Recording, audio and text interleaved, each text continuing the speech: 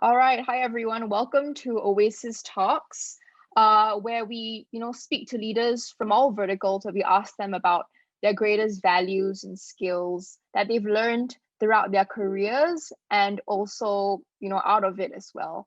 Today, we are very happy to have Thomas Tsao, co-founder and managing partner at Gobi Partners.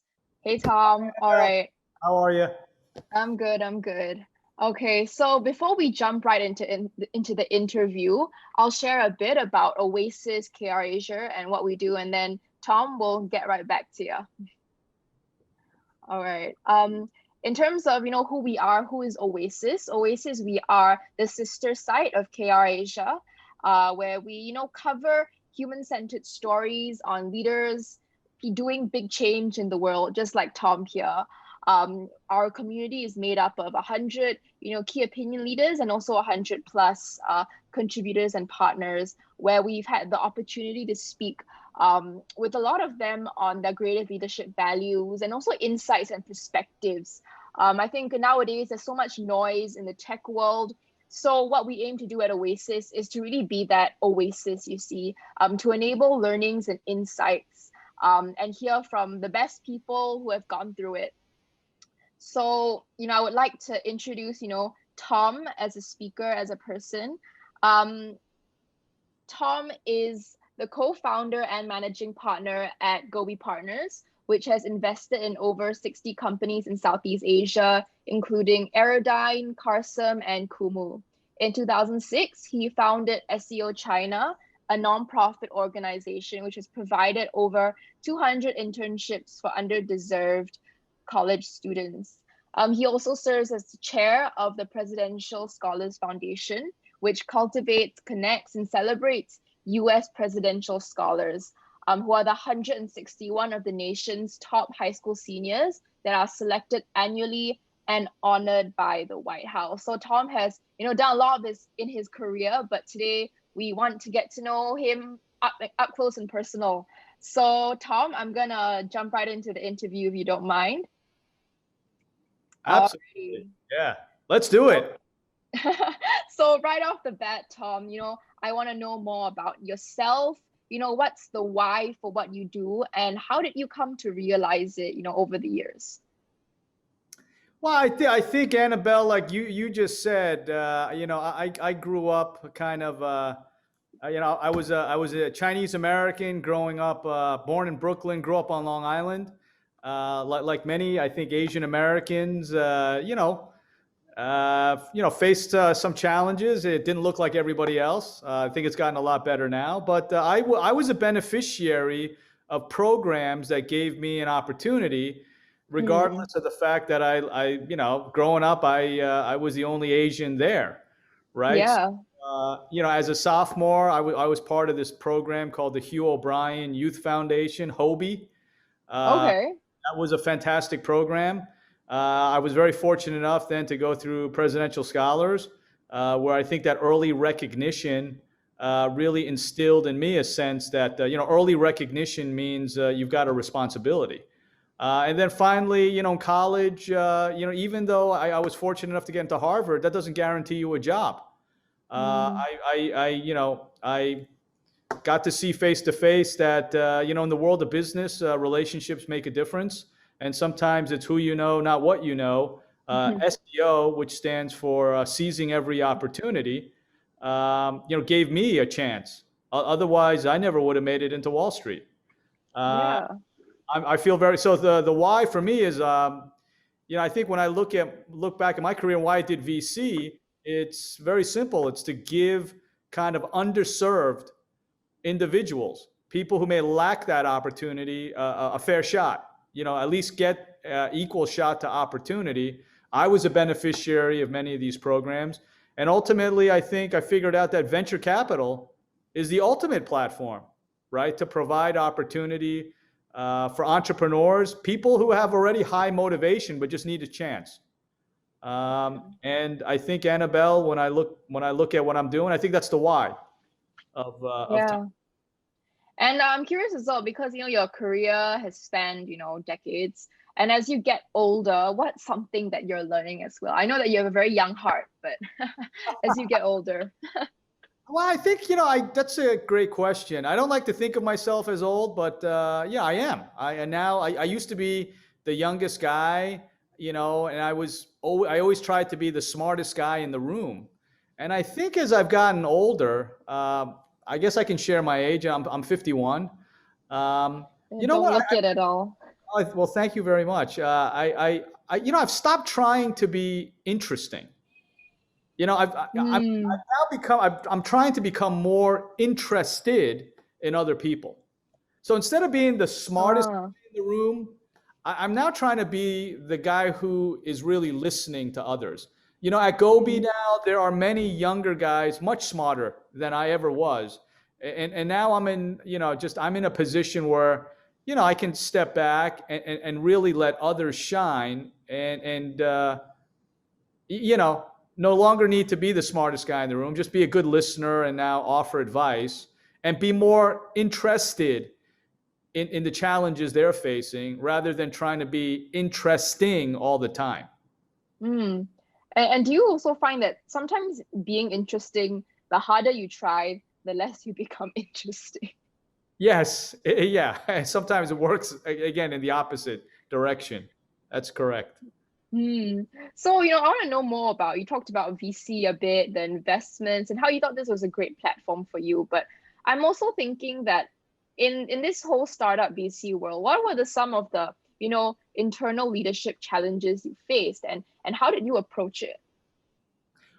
Well, I think the first challenge I faced when I started the business, Annabelle, was I didn't have a lot of money.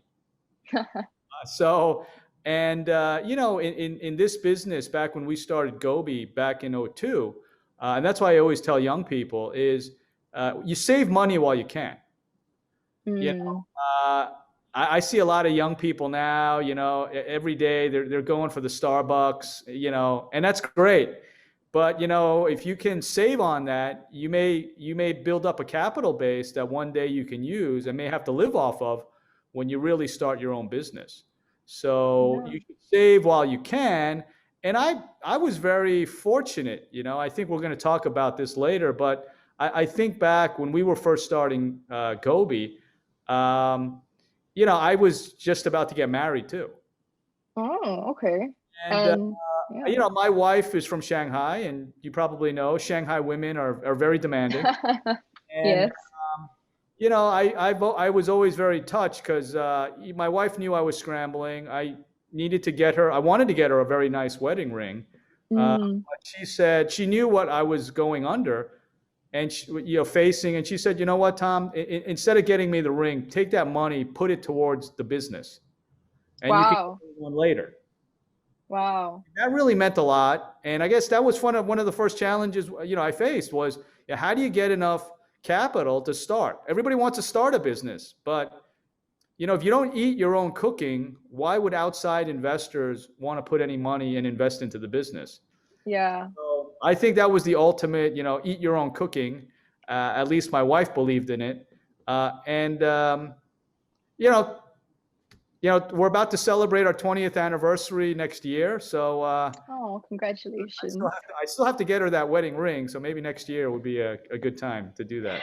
Yeah, yeah. And I mean, I'm also curious as well, because you said you had gotten married at the point, and how was it like for you to balance all of it? Because you had your family life, but you also were building this mega dream that has has been tested the time and has been very successful today. But what was that balance like for you? It was, I'd like to say right at the beginning, it was a big work-life balance challenge. It actually wasn't. It was really, when we first started the business, it's almost like deja vu because when we first started Gobi in '02, we were trying to raise our first fund and we couldn't do it. We thought about shutting down many times. Hmm.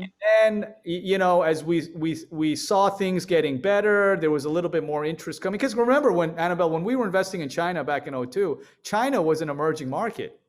Yeah. It's not the China we know today where innovation it's mainstream, right? Back then, it was Yeah. a very risky, contrarian approach. And I remember just as, Western capital started getting interested in what we were doing, SARS hit. Oh man, that was '03, right?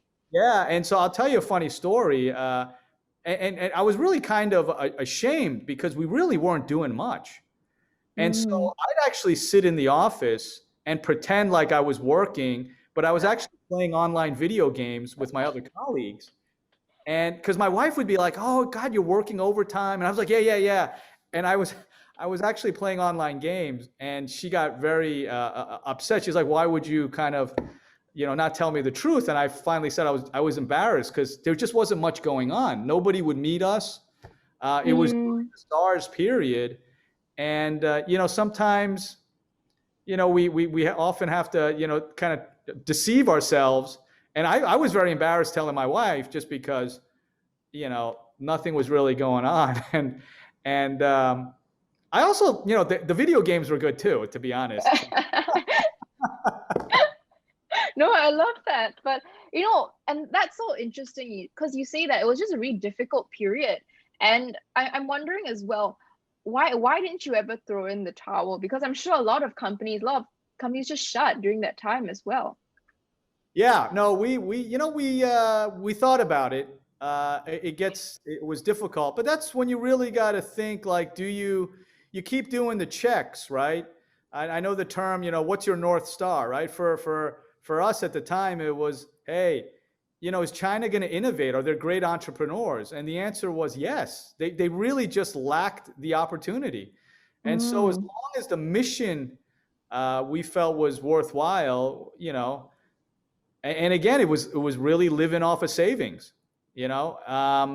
But had I not saved in my younger days, maybe I would have thrown in the towel earlier. So again, being frugal, it's not a bad trait to have. I mean, look, there's a difference Mm.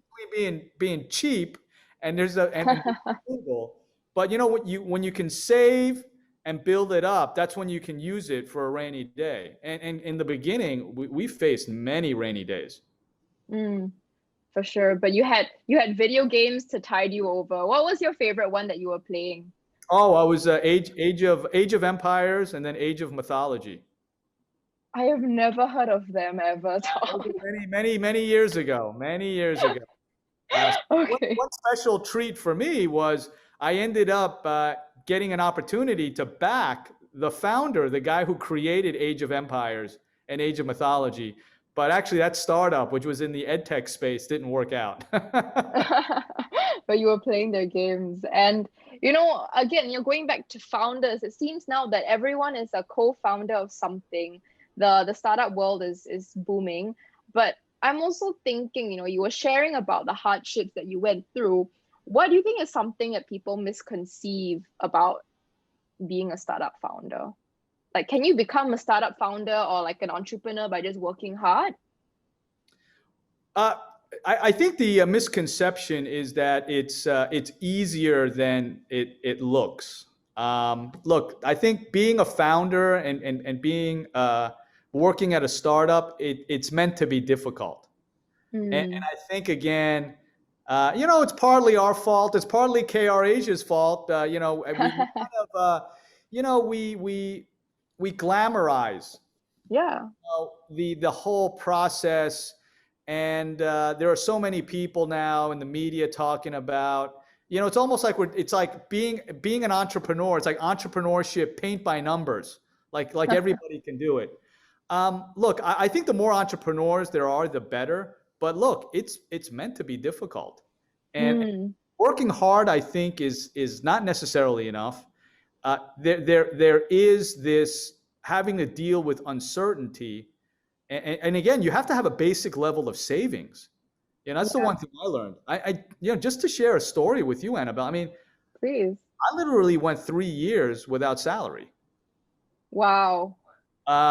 because that's how difficult it was. I mean, it was just, nobody would come back us, and so you have to figure out what to do to make some money. It was all project driven. We were just struggling to keep the lights on in the beginning. But Mm. then if you keep at it, good things happen. But sometimes it takes longer than you think. And from that experience, I've come up with my own mantra, which is for fundraising. Every time I tell entrepreneurs, I'm like, okay, it takes twice as long and you always raise half as much. Huh. Yeah. If you have that attitude, you're in good shape. But, fundraising is never easy, and it shouldn't be, right? It shouldn't. So. Yeah. So we did a poll right now, and we asked people, what's the most important, trait as an entrepreneur if you had to choose one. And it seems like passion and hard work are tied, and no one voted for talent at all. So that's interesting. I think the crowd has spoken, and I think that's correct. Yeah. Wow. Okay. No, I really, really like that. And for anyone in the audience, if you have any questions for Tom, please write it in the Q&A, and then we'll go back to answering it at the end of this talk. So you can have like up close and personal time with Tom. But just input your questions in the chat. So I'm also curious as well. How do you also tell people as a VC that they're not cut out to be an entrepreneur? Or this solution is just not going to work? Is there a way in which you tell it to them? How do you couch it? Oh, wow, that's great. It's funny. In the old days, God, I sound. But how about this? Before the rise of social media, I believe venture capitalists could be a lot more direct with entrepreneurs. The problem now is, man, everything is recorded, and you have to be very careful with what you say. Yeah. Because there's always that entrepreneur who, will record something and you say something, and then that guy or that woman remembers it and it's memorialized. They become a billionaire and they keep that email that you sent. And they're like, gosh. Aha, look at me. You're such an idiot type of thing. So again, VCs, we're people, we're afraid of getting embarrassed. So sometimes, and I think that may be to the detriment, everybody's so polite. Sometimes entrepreneurs just need to hear it. My approach is to try to be as direct but as gentle, and always preface it by saying, look, venture capitalists, we're not right. This is just our opinion, and we're wrong most of the time. But we try to tell them, maybe not so direct, but you want to, you don't want them to waste their time either. Yeah. So yeah, it's a fine line there. I think entrepreneurs, they also get frustrated because they don't know what the venture capital is really thinking. VCs have a hard time too, right? Because we don't want to hurt feelings and then have people holding a grudge, and then you wake up 5 years later and the entrepreneur's a billionaire, and then they've got your email saying, oh, I don't think this thing works, blah blah blah, and you look like a complete, loser. So there's a little bit of that. Yeah. Okay. But I guess there's some things that need to be heard too. Yeah, no, absolutely. Yeah. Absolutely. We try to be direct and just be like, hey, and I think one of the fundamental issues we see is sometimes entrepreneurs, they feel like they have a great idea. They haven't done enough market research. One thing I've noticed is that great ideas, it used to be you could really have a great idea and nobody else would know about it for maybe like, I don't know, a couple of months. Yeah. I believe now, because we're so interconnected, there's this concept of like instant osmosis. Like when a great idea takes off somewhere in the world, I mean, literally in 3 days, like everybody somehow, you may have that idea at the same time, and so one of the issues is sometimes entrepreneurs, they just, and it makes sense because they have maybe a more kind of siloed view, is they haven't taken the time to do the market research to see, there may be kind of companies that have done it already, and understanding their positioning. And so that's a common, if I could give one general advice to entrepreneurs, is do the market research, because if you have a great idea, there's a chance that someone else may be doing it already, and if they're not and you've done the research, that's even better. But that's worth checking out first thing. Yeah, or it could also be the idea hasn't come to fruition because it just is not, it's not feasible. Yeah. Totally. And, I'm also thinking as well, we talked about, when hard work, that kind of thing, but a flip side to that is, in taking risks, when is a good time to let go of something? And how do you classify the risks that you take? Yeah, I think for us at Gobi, there's two things. One is, we're in a business where we're used to dealing with risk. Let me put it this way for you, Annabelle. In venture, I'm in one of the few industries where a 90% failure rate is considered fantastic. I mean, think Mm, about that. If you're in any other business, if you're a medical doctor and you're wrong 90% of the time, or you're an airline pilot and you're wrong 90% of the time, you're not going to have a job, right? And there's serious consequences. We're in a business where a 90% failure rate is considered good, mm, right? And so what does that mean? So we have a different approach to risk is we are paid to take a contrarian approach. mm. Yeah, So yeah, I see. it is it, and that's something that it can be learned, and you develop and hone that skill over time. Uh, Yeah. and so for us, one is when you look at a risk. So a lot of people they like when I was setting up Gobi, people were like, that's crazy. It's 3 years. You better give up already. And so you got to understand which are the long term risks that you're willing to deal with. And Mm, which are the short term ones that if they're not hitting, you should let go of. yeah, I see, I see. Right. So what And are the long term directional trends and what are the short term milestones? mm, okay. So there are And two different types of risks is the way I would talk. So for startups, it's like, look, one of the easiest one, and it's not a long term one, it's a short term is, for example, if you bring in a team member and they're just not performing, you don't need to wait 5 years to figure that out. mm, Okay, that's something where you're giving them a couple of tasks they can't deliver. You may need to think about what you need to do next. But then there are these like market long-term industry trends where it's just like, hey, it takes time for certain technologies and for consumers to adopt them. mm, That may take a longer period of time. That's something that's worth hanging on to. mm. Okay. So there's long term and then there's short term I risk. see, I see. Okay. And we put a poll up here as well. When do you think is the right time to let go of something? And 56% of the audience say when it's better for the individual or the organization. Okay. I mean, I think it's also a question that we can talk about when it comes to relationships. When is the right time to let go of a partner or to stick with them forever? Tom, what are your thoughts? Oh wow. As a younger person, I think again, it's back to that like, hey, you try to be interesting to the other person, and I feel that is always difficult, right? The best relationships are the ones where you're actually not working that hard, Mm, and I think that it just really it sounds like a cliche, but it's just when you're true, when the other person likes your true self, it makes it easier. It's just like if you're an entrepreneur and you really are doing something you like and it's actually kind of easy for you, that's mm. always like a good sign. I feel like in our world today, we sometimes we misconstrue or we think that if I'm not really working hard, it must not be good.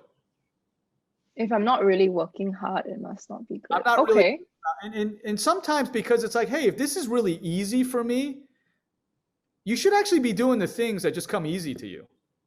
And we're often Mm, taught that if it comes easy to you, you need to challenge yourself and do something that's more challenging. But for the best entrepreneurs, it's like they're really good at it and it comes very easy to them. And it's almost like it's effortless. mm. But the thing is, when you were going through, and just to play the devil's advocate, when you were going through, your own hard times when you were building Gobi, um, that was hard, right? So just to play the devil's advocate, why didn't you just be like, okay, I'm just gonna let go of this. It's way too hard. It takes too much effort. Well, yes. Well, again, there's two things. Again, when we were setting up Gobi, I feel like for me, doing VC, identifying opportunities, talking to entrepreneurs, that to me was effortless. It's something I feel like that I just had the skill set for, Mm, right? What was hard though was that nobody else saw that. So the market wasn't ready. And so the effort, it was like, I felt like I was good at that. And that came to me where it wasn't like I had to be a medical doctor, right? Like every Asian parent wants their kid to be a medical doctor. I can't stand blood. That would be right. Like Yeah. every day, if I had to do a surgery and I see blood and I'd be like fainting, I mean, that's probably difficult. But for me, talking to entrepreneurs, helping them raise money, that to me is something that I felt like it came easier to me. What was challenging was that this is the two types of risks. The market, though, hadn't recognized the opportunity. And so it wasn't worth continuing, right? And so there, again, there's two types of risks. It's like, look, if you really don't like talking to people or you don't like going out and meeting people, you may not want to be a VC, right? So that, I don't know if that makes sense. That's kind of what I'm talking about. Okay. And you mentioned as well just now, I'm just trying to going back to also your life outside of the VC space and also investments and how you just wanted to create value. How did you see that building up on the personal life side of things? Because you had also just started a new trajectory with your marriage. Yeah, I think, and it's something we're going to discuss later, right, Annabelle? Yes, we can go into it now, actually. Yeah, no, I think, again, it has to do with, I think it's a very interesting topic. It's about kind of roles, and it has to do with teams, and it has to do with startups and also your own relationship, right? If you think about it, a startup is a combination of many relationships. It really is. It's similar to a marriage in many ways. And I know we had talked about this earlier. I think today, so first of all, let's go for a startup, and then we can talk about relationships, which is, I think, what people want to talk about. And I find it funny that I'm actually talking about but I think within a startup, like what you were saying, is everybody suited to be a founder? The answer is not necessarily, right? A founder is somebody that has to deal with a lot of risk, and then a successful founder has to be able to manage different egos. So you don't necessarily, you can want to be in a startup, but you don't necessarily have to be the founder. Like you could be really good at technology and just be the CTO, right? A founder has to almost be the orchestra conductor. You see what I'm saying? Yeah. And so a good founder has to be able to know what role or what instrument that person who's going to join the team is good at. And then it's got to conduct everybody so you can make some beautiful music, right? Now let's apply that to relationships, right? And so I remember we were talking about this. I think in the past, relationships, that work, typically there's a first string and a second string. Okay. Right? How many of you guys have played violin? We're all Asians. We all play violin. Or the piano. So like first string and second string. Okay. The reality is everybody wants to play first string, but second string is also very important because when first string and second string come together, that's when you make beautiful music. Okay. I would say in the past, men in a relationship have traditionally played first string. Women have tended to play second string. Okay. And that's the traditional kind of family unit or whatever you want to call it. Okay. As society has developed, women get more opportunities. Many women are saying, I want to play first string and I'm pretty good at it. And again, second string, you also have to be good at. But in the past, traditionally, women were playing second string, men were playing first.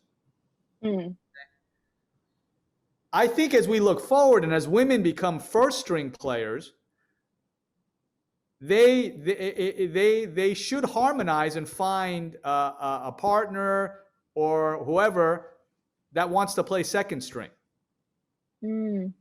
Men have typically had no issue finding a mate who would play second string.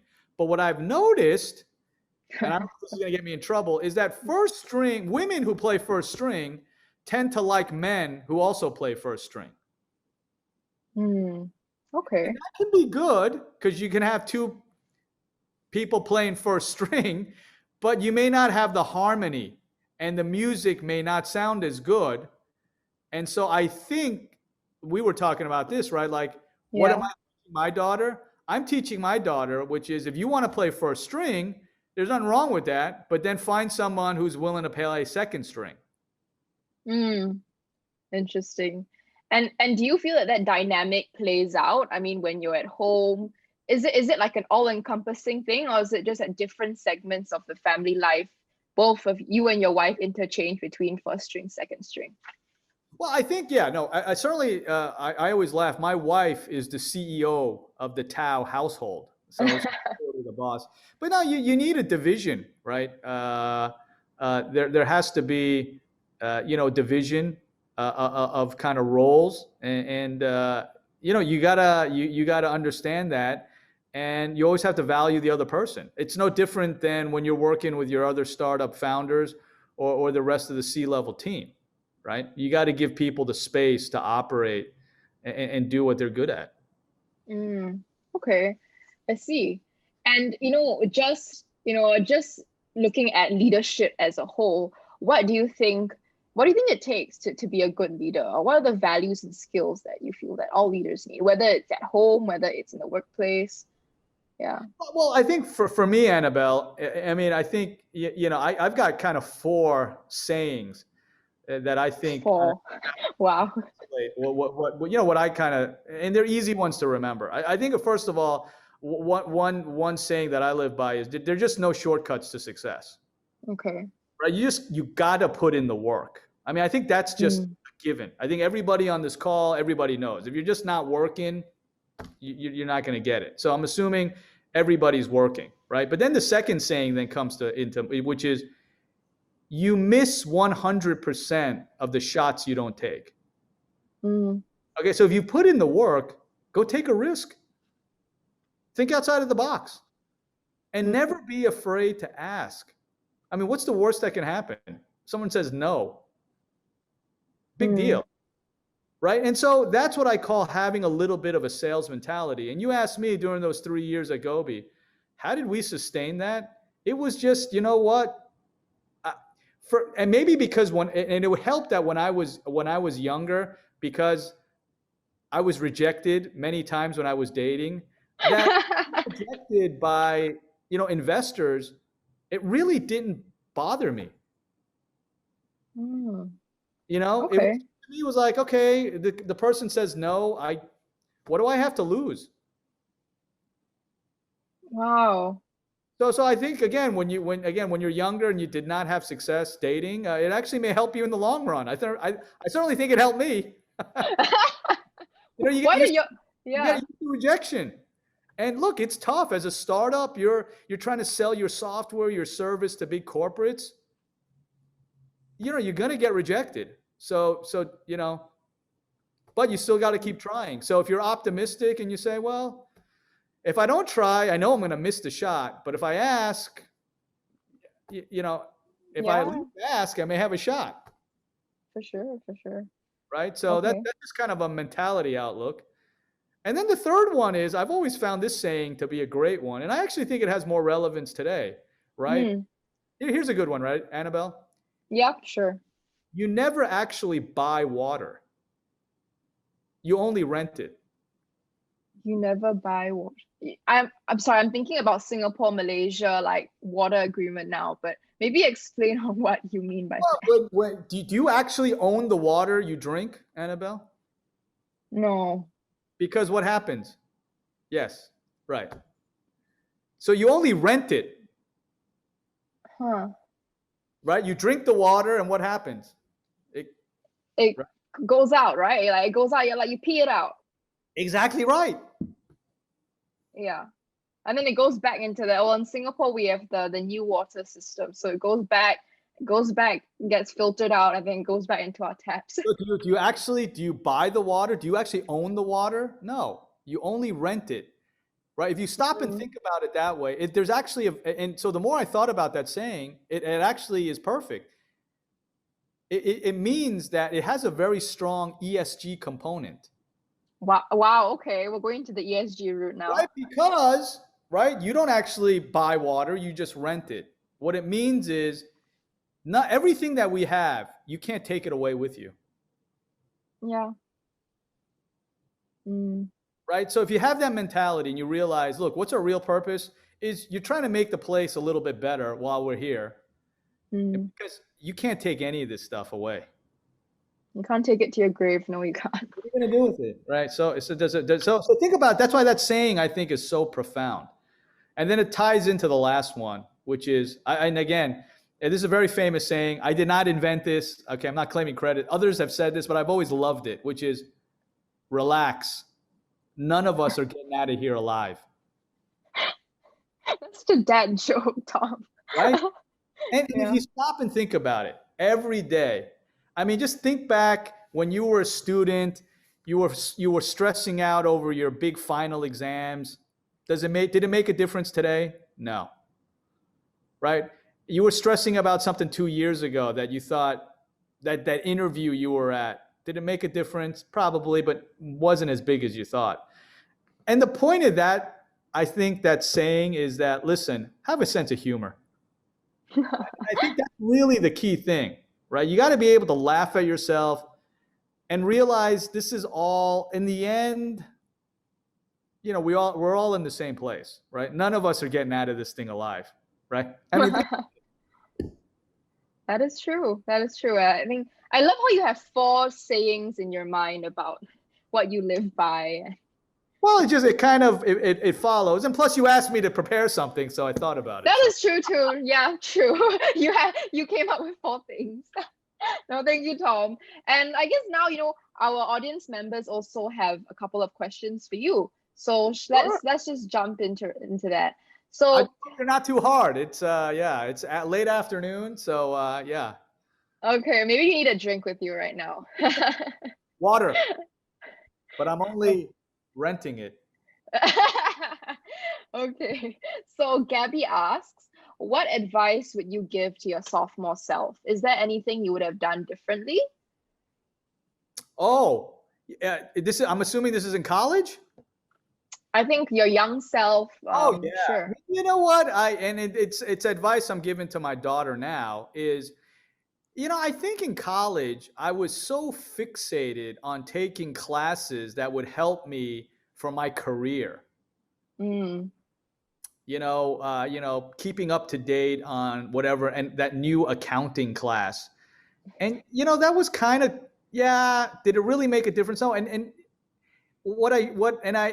I'm glad because liberal arts, they force you to really study many different things, right? Yeah. It turns out that the classes that probably helped me, discuss and have conversations with other leaders were the classes that my parents probably thought were the most useless classes. Okay. Like art appreciation. Wow. Okay. Classics. Mm. Jesus and the moral life. We had to learn that, right? Yeah. Reasoning. But it turns out those are universal values, and those are the questions humans have been discussing for. Yeah. And so, yes, if I could go back into time, I would have taken more classes that I was actually, didn't have immediate application to my so-called career. And it turns out that those classes ended up being the most useful anyway. It's the ones that allow you to hold a conversation, maybe 20, 30 years later down the line. I never really understood that until I got older. Okay. Thank you for answering that. And also what, for me, I'm also as a young person, what advice would you also give to your younger self? I mean, let's say the Tom 20 years ago. It's again, and I think I was fortunate. It's just, go out and meet and have a wide social network. I mean, my colleagues now are laughing. They're like, Tom, you never go out. But when I was younger, I went out. And what's important is, when you're out with your friends, when you're younger now, how you act in front of your friends. If you're a good person, your friends will remember that. And a lot of people today go, oh, Tom, oh boy, you can make things happen now. It just you got smarter.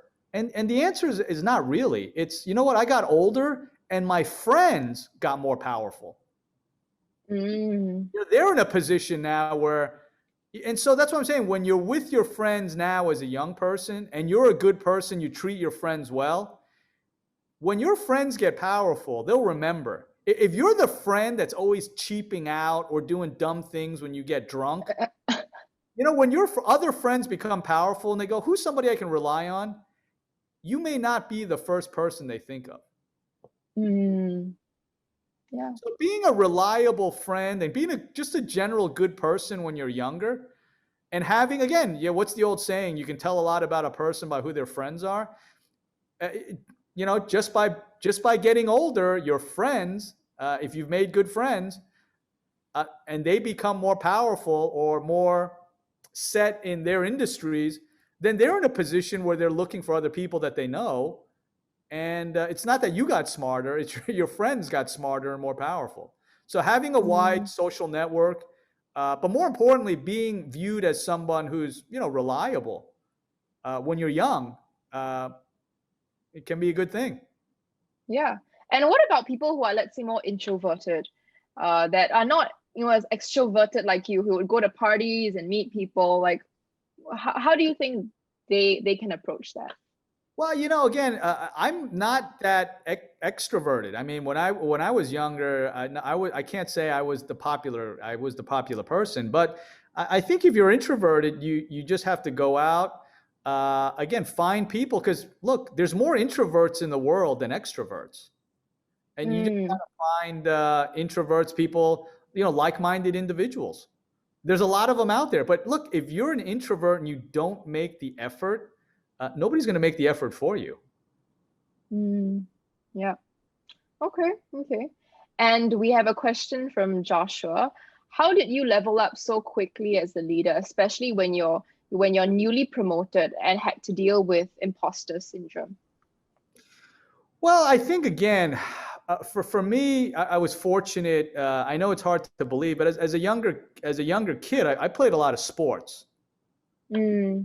And so I think, playing sports, what's the old saying? Like, everything you needed to learn about leadership, you learned on the playground when you were in kindergarten. And a lot of that's it's true, right?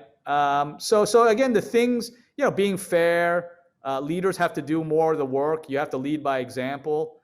And again, it's the strength of your mission.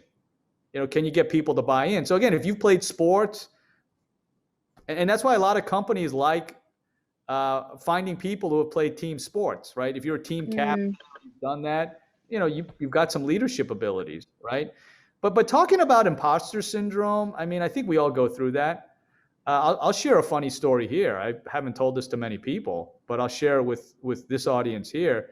I'll give you the ultimate imposter syndrome. So I'm an ABC guy, American-born Chinese, and here I was trying to set up. This is even before Gobi. I was running around in China, and it's almost embarrassing when I tell this story. But again, me and a couple of friends were offered an opportunity to buy into and operate a Starbucks franchise in China. And this was in the early days, and I was like, Starbucks, it's in New York. Yeah. Good, right? It's they're doing something cool, and what a great idea. We should bring it to China. We're going to make so much money. And so then, but then I was like, but you know what? I'm not really from China. So let me talk to some people who know about it more than I do. I talked to my relatives. I talked to some good friends. And the answer I got was actually quite stunning. And it really reinforced my, imposter syndrome. They basically looked at me and they said, "Hey, Tom, you don't know what you're talking about. Because, to put it lightly, you're what we call a banana." I was like, what banana? I like You're like, no, you're yellow on the outside, but you're white on the inside. You don't know anything about it. And I was like, oh yeah, you're right. They're like, coffee? Do you know, nobody in China drinks coffee. We drink tea. We Chinese people drink tea. Nobody will drink coffee. I was like, oh, really? They're like, yeah. And Chinese people, what do you put into coffee? I'm like, well, normally you put cream. They're like, is that made from dairy? I'm like, yeah. And they're like, most Asians are lactose intolerant. Lactose tolerant. And I'm like, oh, no. And I was like, my God, and they're like, Tom, this is back in the old day, right? China was still very developed Traditional, yeah. and poor. They're like, Yeah. hey, Tom, the Starbucks, does it have air conditioning in the Starbucks? And I'm like, yeah. They're like, you know what? If you open up a Starbucks in Shanghai, all the people will just come sit at your store just for the air conditioning, and they'll never buy one cup of coffee. You'll go bankrupt in like a week. This is the dumbest idea I've ever heard. Oh no. And so I'm like, oh my goodness. And I was like, so then I told my friend, like, I was like, no, I'm not going to do it. Okay. And so because of that, I had to go set up Gobi, because had I done the Starbucks thing, I'd be like, I wouldn't be here today, right? I'd be worth, I don't know how much money, right?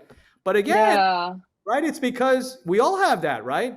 Instead of trusting my instincts, which was, hey, coffee is a universal thing. Young people in China will drink coffee. And the fact that it's a really nice place, people will want to meet there and chat with their friends.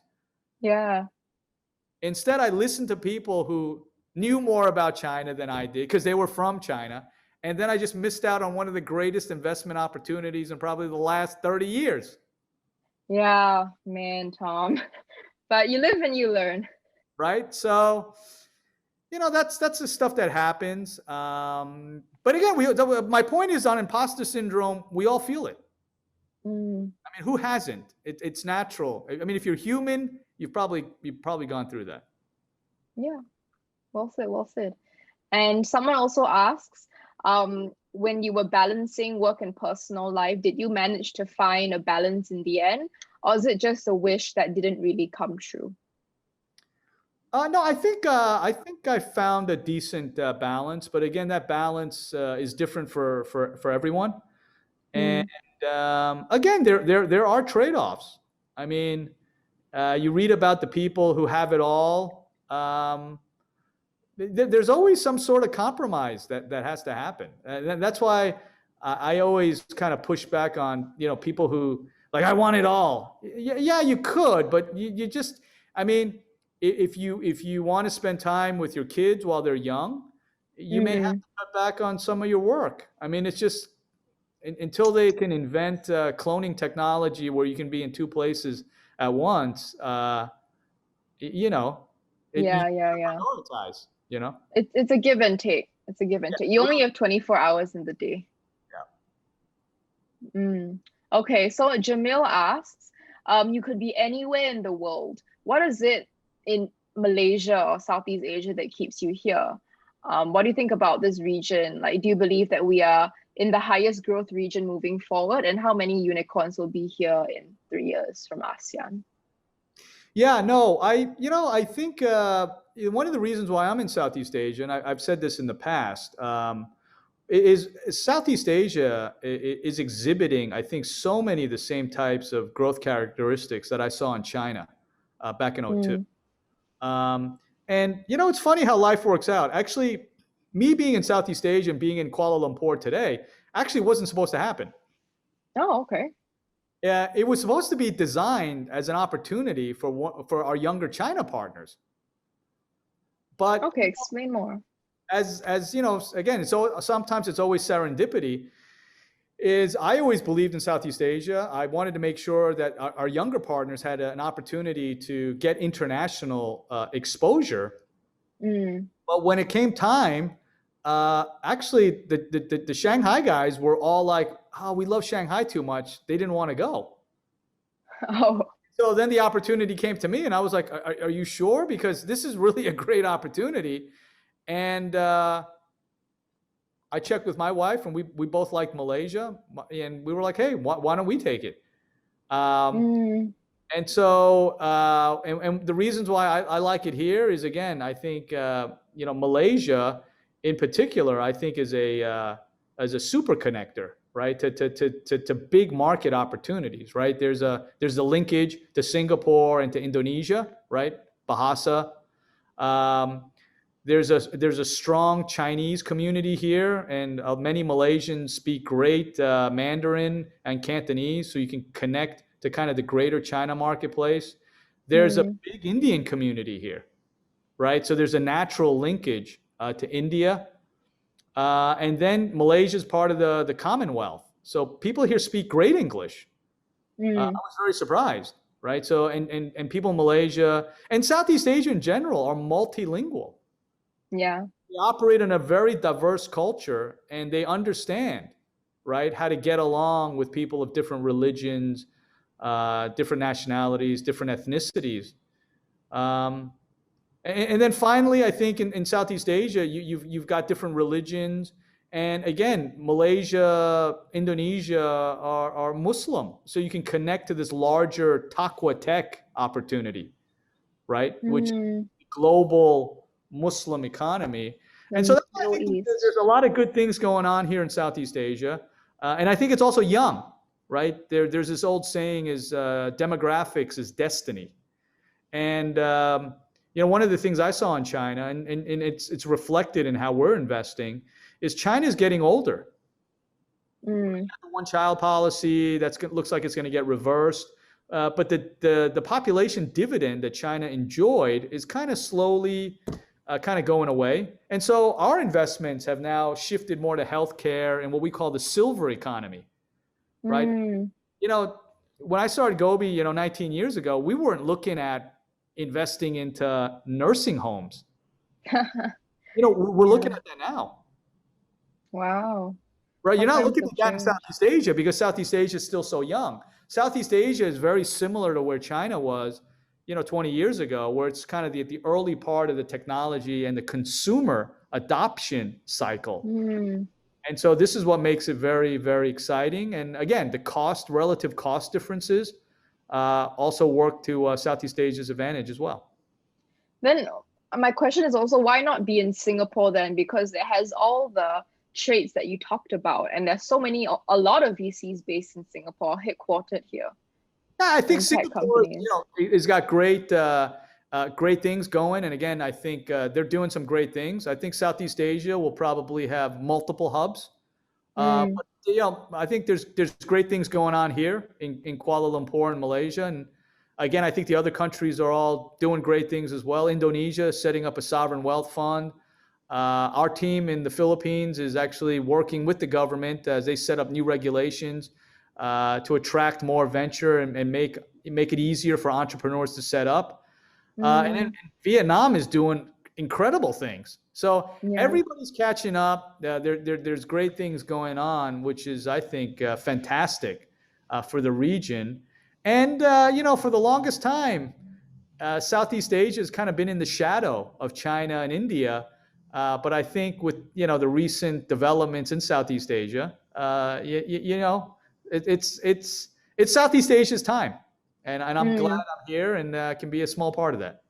no. And we move on to, our last question. Um, Hi, Thomas. Thank you for sharing. This is from Shun. What do you think is more important to a VC? A great idea or a solid management team? I hope it's not an and or, because I think it's both. You Okay. absolutely need both. You know, Okay. Fair.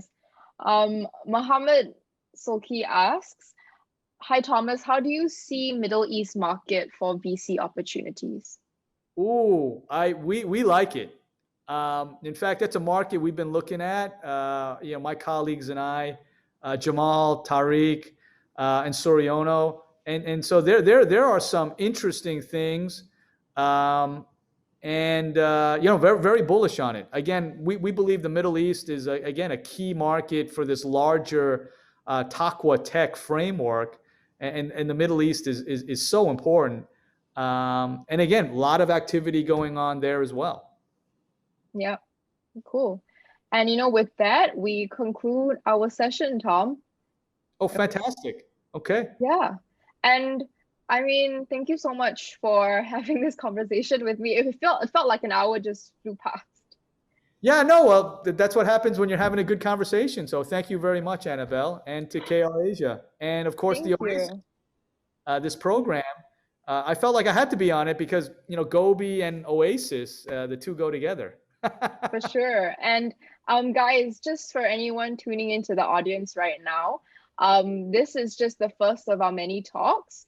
Our next talk will be with Cheyenne Ko, who is managing partner at Hustle Fund, and we're going to be on Clubhouse. So Tom, do you have Clubhouse?